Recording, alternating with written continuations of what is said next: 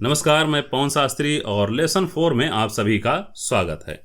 आज के इस लेसन में मैं आपको बताऊंगा म्यूज़िक नोट्स पढ़ना और समझना। तो सबसे पहले ये समझते हैं कि म्यूज़िक नोट्स होता क्या है, कैसे उसको लिखते हैं, कैसे उसको पढ़ते हैं। क्योंकि हमें तो मिल गया सा रे गा मा पा धा नी और सा। सारे गाने इतने में ही बजते हैं, सा से लेके सा तक में ही गाने बजते हैं। बाकी अगर हम हायर ऑक्टेव में जाएं तो फिर रे गा मा पा धा चालू हो जाता है। मंद्र में जाएं तो नी धा पा मा ये फिर से चालू हो जाता है। नोटेशन सा से नी तक। तो इसी 12 स्वर में ही हमारे सभी गाने बजते रहते हैं। अब नोटेशन क्या है समझ लीजिए। थोड़ा सा एक एग्जाम्पल मैं आपको दे के समझाना चाहता हूँ। देखिए, एक गाना लेके पहले चलते हैं। एक प्यार का नगमा है। इसी से समझिए, है ना। हमने बजाया एक प्यार का नगमा है। देखिए, अब गा के नहीं, सिर्फ बजा के सुनाते हैं।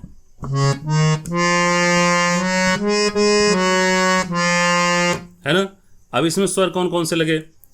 सारे गा मा पा पा मा गा। तो जो स्वर लगे ना, यही नोटेशन है, यही स्वरलिपि कहे जाते हैं। अब स्वरलिपि आपको पढ़ना पहले समझना है कि स्वरलिपि को आप पढ़ेंगे कैसे।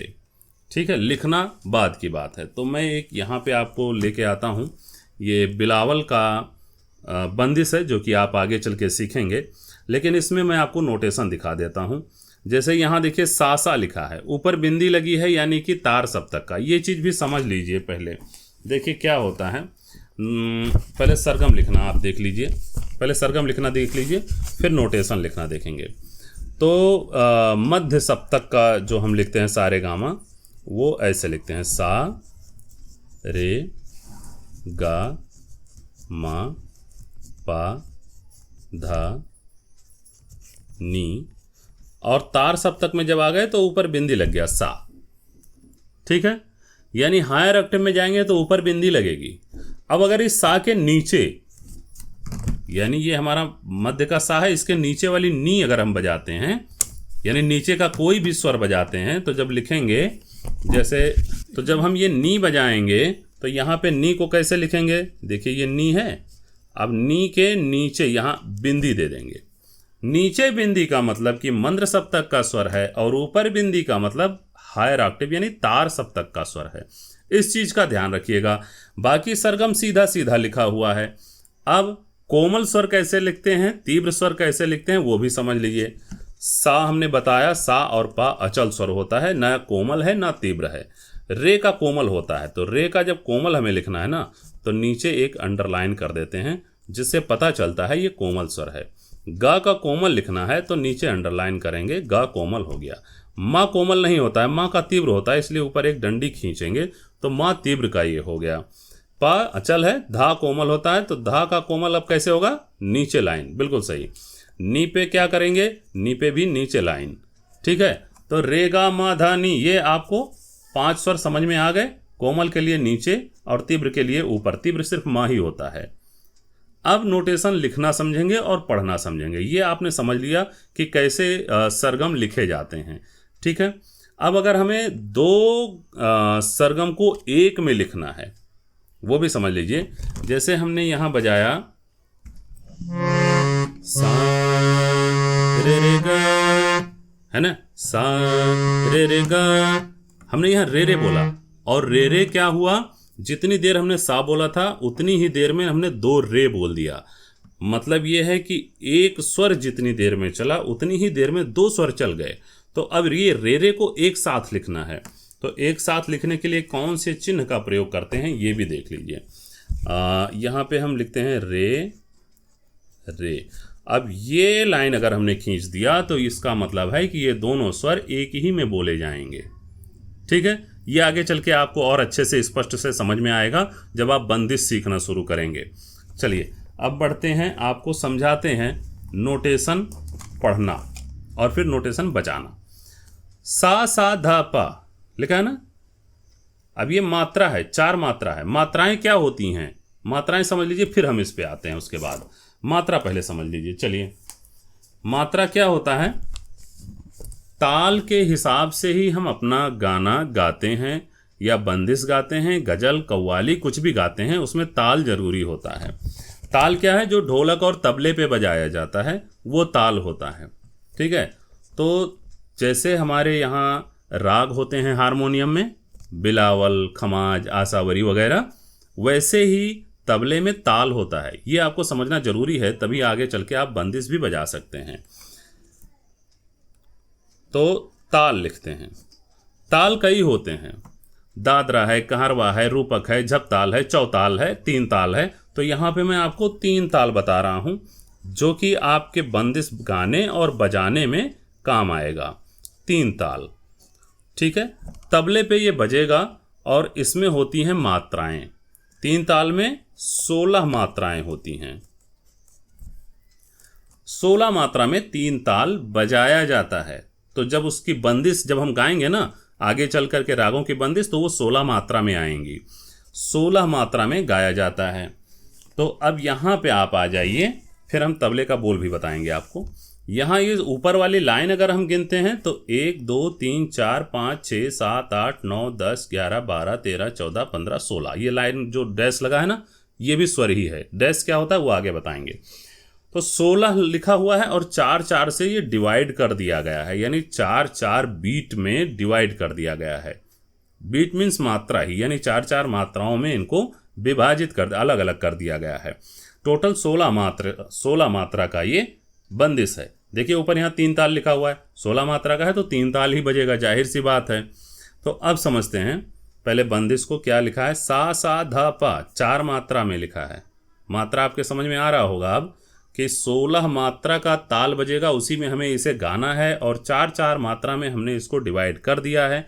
ज़्यादा अभी नहीं समझ में आ रहा होगा, जब आप बंदिश गाना बजाना शुरू करेंगे तब आएगा, क्योंकि ये इंपॉर्टेंट था इसलिए यहाँ पे मैं आपको बता रहा हूँ। समझ लीजिएगा ध्यान से। 4 4 मात्रा में बांटा गया है इस बंदिश को, इस गाने को। गाना समझ लीजिए इसको अभी। तो सा सा धा पा मा गा मा रे, गा मा पा गा मा रे सा, है ना। जो डैश है वो सा का डैश है, तो सा के बाद आ बोल रहे हैं। रे के बाद होता तो रे बोलते, नी के बाद होता नी बोलते। ठीक है, ये दीर्घ करता है, स्वर का विस्तार करता है। अब देखिए सा के नीचे आ, सा के नीचे नू, और ये दोनों सा पे बिंदी है, यानी हायर ऑक्टेव का है। तो सा बजेगा तो गाएंगे अनु। धा पा बजेगा तो गाएंगे प म, यानी अनुपम, अनुपम। अनुपम हो गया ना, सा सा धा पा अनुपम। कैसे? देखिए सा सा धा पा अनुपम, है ना। इस तरीके से नोटेशन को पढ़ के बजाना है आपको। आगे क्या है? मा गा मारे गा मा पा गा मा रे सा। तो ये पूरी लाइन जब बजाएंगे तो उस पूरी लाइन का जो बोल होगा, अनुपम सुखद प्रभात भयोरी, है ना। बिलावल है, पहले बिलावल ही मैं आपको सिखाऊंगा और शुद्ध सरगम में ही सारी जानकारियाँ ली जाती हैं। तो ये आपको समझ में आएगा धीरे धीरे। आपको मैं बता दूं, एक ताल जो है ये ज़रूर नोट कर लीजिएगा, और इसका आपको एक्सरसाइज में मिल जाएगा। एक्सरसाइज फाइल में नीचे देखेंगे अटैचमेंट में, तो मिल जाएगा, वहाँ से भी उतार सकते हैं। क्या है देख लीजिए। तबले का जो तीन ताल बजेगा 16 मात्रा, तो वो क्या बजेगा उसको मैं लिखवा दे रहा हूँ। धा धिन धिन धा, और हमने बताया कि 4 4 मात्रा में डिवाइड करते हैं, तो ये 4 मात्रा हो गया, इसको डिवाइड कर देंगे। ठीक है, धा धिन धिन धा, ये पहली 4 मात्रा बजेगी 16 में से। फिर अगली जो 4 मात्रा बजेगी वो भी सेम ही बजेगी, धा धिन धिन धा। अब नेक्स्ट 4 मात्रा क्या बजेगी? धा तिन तिन ता। ठीक है, ये हो गया धा तिन तिन ता। फिर लास्ट है ता धिन धिन धा। ठीक, तो धा धिन धिन धा, धा धिन धिन धा, धा तिन तिन ता, धा धिन धिन धा, ये इसके बोल हैं। अब तबले में या ढोलक में कहीं भी लें, अगर ताल है तो ताल में 3 चीज़ें आती हैं। क्या होती हैं? सम, ताली और खाली। सम का मतलब क्या होता है? सम का मतलब होता है जहां से वो स्टार्ट हो रहा है। और सम का जो चिन्ह होता है उसको हम लिखते हैं x से। ठीक है, पहले यहाँ गिनती अगर लिख लें तो 1 2 3 4 5 6 7 8 9 10 11 12 13 14 15 16। तो पहले मात्रा पे क्या है, सम है, सम को x से लिखते हैं यानी गुणे के निशान से लिखते हैं। ठीक है, फिर यहाँ आ जाते हैं पांचवी मात्रा, तो यहाँ पे हम 2 लिख रहे हैं। 2 का मतलब होगा दूसरी ताली। सम जो एक्चुअली होती है ना वो पहली ताली ही मान के चलते हैं। सम बजता कैसे है, जो ढोलक या तबले का दोनों होता है ना, एक बेस बजता है, एक ट्रेबल बजता है, एक बुम, एक टन, तो ये दोनों साथ में जब बजाते हैं तो उसको ताली बोलते हैं। और सम भी वहीं पे होता है लेकिन वो थोड़ा जोर दे के बजाया जाता है। तो एक्चुअली में कहें तो सम ताली ये दोनों लगभग सेम ही होते हैं, है ना। तो सम ये है और 2 का मतलब दूसरी ताली। और फिर यहाँ आता है 0। 0 का मतलब होता है खाली, 0 का मतलब खाली। और फिर यहाँ 3 का मतलब तीसरी बार ताली बजाई जाएगी। तो ये मैं आपको दे दूंगा, एक्सरसाइज फाइल में मिल जाएगा, इसको नोट कर लीजिएगा, नोट करके लिख लीजिएगा ताकि आपको समझ में आ सके कि पहली मात्रा 3 ताल का सम होता है, पांचवी मात्रा 3 ताल का दूसरी ताली होती है, 9वीं मात्रा 3 ताल की खाली होती है और 13वीं मात्रा 3 ताल की तीसरी ताली होती है। तो ये सम, ताली और खाली आपको समझना जरूरी है, ये जरूर समझ लीजिएगा। अभी बस आप नोट करते रहिए, ज़्यादा डीप में दिमाग लगाएंगे तो अभी तो बिल्कुल समझ में नहीं आएगा जब तक आप बंदिश पे नहीं पहुंचेंगे। क्योंकि ये इंपॉर्टेंट था, ये ज़रूरी था यहाँ पर थोड़ा सा आपको बताना, इसलिए मैंने इस लेसन में ये चीज़ें रखी हैं। ठीक है, तो 3 ताल 16 मात्रा मैंने आपको बता दिया क्या हुआ। अब बात कर लेते हैं 4 बेसिक अलंकार की। ठीक है, क्योंकि ताल जो है वो तो बंदिश में काम आएगा, तो बंदिश में उसको और भी अच्छे से समझ लेंगे। अभी अलंकार पे चलते हैं जो कि आपके लिए बेहद ज़रूरी है। उम्मीद है अभी तक आपने सारे गामा पाधा निसा सानी धापा मागा रेसा बजाना अच्छे से सीख लिया होगा। और अब हम आते हैं आपके लिए अलंकार लेके। जो भी अलंकार मैं आपको बताऊंगा वो भी आपको एक्सरसाइज फाइल में मिल जाएगी नीचे, तो वहां से आप नोट तैयार करते रहिएगा। देखिए, सबसे पहले तो सारे गामा पाधा निसा सानी धापा मगा रेसा, ये तो आपको पता ही है। दूसरा क्या करेंगे, दूसरा इसी को 2-2 बार करेंगे। सा सा रे रे गा गा मा मा पा पा धा धा नी नी सा सा, ये दूसरा हो जाएगा। देखिए, सा सा रे रे गा गा मा मा पा पा धा धा नी नी सा सा, ये आरोह है। अवरोह सा सा नी नी धा धा पा पा मा मा गा गा रे रे सा सा। ठीक है, ये गाते हुए बजाइएगा। अब आगे जब आप पढ़ेंगे ना तो आपको 2 तरीके के रियाज में बताऊंगा।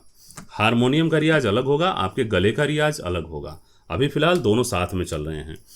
इसके बाद मैं 3 बार लेके चलूंगा। सा सा सा रे रे रे गा गा गा मा मा मा पा पा पा धा धा धा नी नी नी सा सा सा सा सा सा नी नी नी धा धा धा पा पा पा मा मा मा गा गा गा रे रे रे सा सा सा। ठीक है, ये 3 हो गए। अब चौथा, पहला तो सारे गाँव पाधा निसा था, दूसरा 2 बार सा सा रे रे, तीसरा 3 बार सा सा सा सा रे रे रे रे, और चौथा देखिए क्या है, सा रे गा रे गा मा गा मा पा मा धा पा धा नी धा नी सा सा नी धा पा मा पा मा गा रे सा। और भी स्लो करिए, और भी जितना स्लो करेंगे उतना सुर आपका परफेक्ट लगेगा। देखिए, सा रे गा रे गा गा मा पा धा पा धा नी धा नी सा। इस तरीके से आप रियाज करें। स्लो में जब रियाज करेंगे तो आपकी स्पीड बढ़ेगी।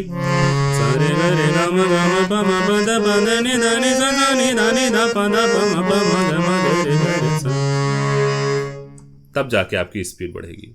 ठीक है, 4 अलंकार हैं, चारों को 5-5 मिनट का आपको समय देना है और अच्छे से सुर में गाना है। सुर बेसुरा बिल्कुल नहीं होना चाहिए। अभी दोनों का रियाज साथ में चल रहा है, आगे जब जाएंगे तो हारमोनियम का रियाज मैं अलग करूंगा और गले का रियाज अलग करूंगा। मिलते हैं नेक्स्ट वीडियो में।